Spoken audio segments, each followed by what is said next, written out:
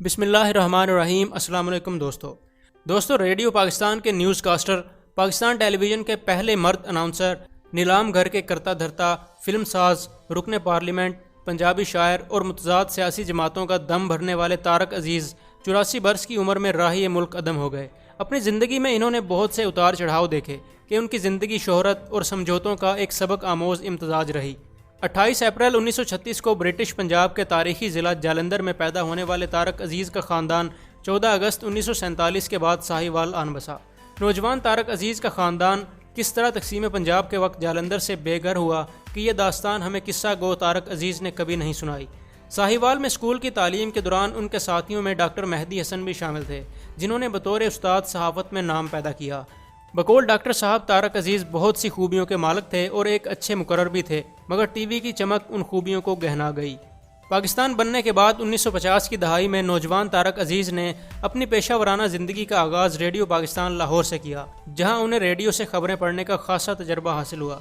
Radio के इसी तजर्बे और तकरीरी मुकाबलों ने नौजवान तारक अजीज़ पर जो असर डाला वो मरते दम तक उनकी शख्सियत पर गालिब रहा। 1964 के बाद वो रेडियो पाकिस्तान से होते हुए टीवी पर आए और पीटीवी के पहले मर्द अनाउंसर बने। 1970 के तारीखी इंतखाबात से कबल पंजाब के शहर टोबा टेकसिंग में 23 मार्च के दिन होने वाली किसान कॉन्फ्रेंस के रूह रवां तो मौलाना भाषानी थे, अलबत्ता बकौल फ़याज़ बाकर इसके मुकर्ररीन में मुतय्यर रहमान और मेराज मोहम्मद ख़ान के अलावा नौजवान तारक अजीज़ भी शामिल थे। दौरान कॉन्फ्रेंस कुछ लड़ाइयाँ भी हुईं और इसमें तारक अजीज़ का नाम भी शामिल था। अपने एक इंटरव्यू में तारक अजीज़ ने बताया कि वो तरक्की पसंद ख्यालात की वजह से भुट्टो को पसंद करते थे और इसीलिए पीपल्स पार्टी में शामिल हो गए। 1974 में पीटीवी ने एक प्रोग्राम नीलाम घर शुरू किया तो तारक अजीज़ इसके मेज़बान बन गए। नीलाम घर से पहले ज़िया मुहिउद्दीन शो पीटीवी पर 4 चांद लगा चुका था। ताहम नीलाम घर अपने मुनफरिद अंदाज और तारक अजीज़ की महारत की वजह से अपना एक अलग ही मकाम बनाने में कामयाब रहा। 5 जुलाई 1977 को जनरल ज़िया ने मुल्की आइन को पामाल करते हुए भुट्टो की मुंतखब सरकार को चलता किया तो पीटीवी से लेकर यूनिवर्सिटियों तक तरक्की पसंदों पर ज़मीन तंग कर दी गई और उन्हें चुन चुन कर निकाला जाने लगा। ताहम इसके बावजूद नीलाम घर बदस्तूर जारी रहा। ये जालंधर का कमाल था या तारक अजीज़ की महारत, इस राज से कभी उन्होंने पर्दा नहीं उठाया। एक टीवी प्रोग्राम में जब इस्तेज़ाद की तरफ सुहेल वड़ाइच ने उनकी तवज्जो मबजूल करवाई तो उन्होंने कहा कि मुझे ज़ियाउल हक की ज़रूरत नहीं थी, बल्कि ज़ियाउल हक को मेरी ज़रूरत थी। अपनी बात में वज़न डालते हुए उन्होंने मज़ीद कहा कि ज़ियाउल हक ने तो मुझे 10 खत लिखे, मगर मैंने एक ख़त का भी जवाब नहीं दिया। उस दौरान नीलाम घर की वजह से बहुत से नए चेहरों को भी आगे आने का मौका मिला। ये वो दौर था जब पाकिस्तान में सरकारी टीवी का राज था और सरकारी टीवी पर तारक अजीज़ का तोती बोलता था।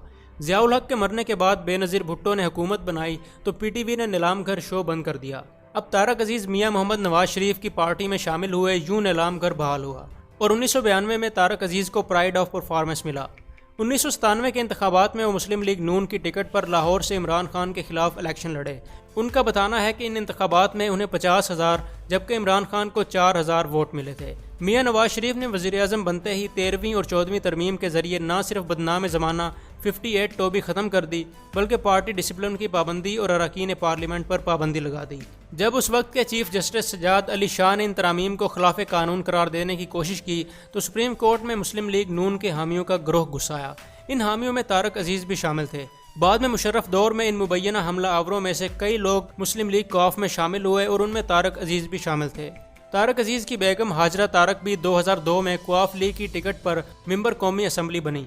पीपल्स पार्टी से बरास्ता मुस्लिम लीग नून, इन्होंने क्वाफ लीग तक का सफ़र किया, मगर इसके बावजूद वो कहते रहे कि मैं अव्वल व आखिर तरक्की पसंद हूँ। तारक अजीज़ ने अपनी ज़िंदगी में चंद फिल्में भी बनाई, मगर यहाँ सूरत हाल भी सियासत से बुरी निकली। इनकी पंजाबी शायरी की किताब हमजाद दा दुख अपनी जगह एक मुनफरिद मिसाल है। तारक अजीज़ आज हम में नहीं, मगर शोहरत और समझौतों से मुज़य्यन उनकी ज़िंदगी हमारे रूबरू बहुत से सवालात लिए खड़ी है।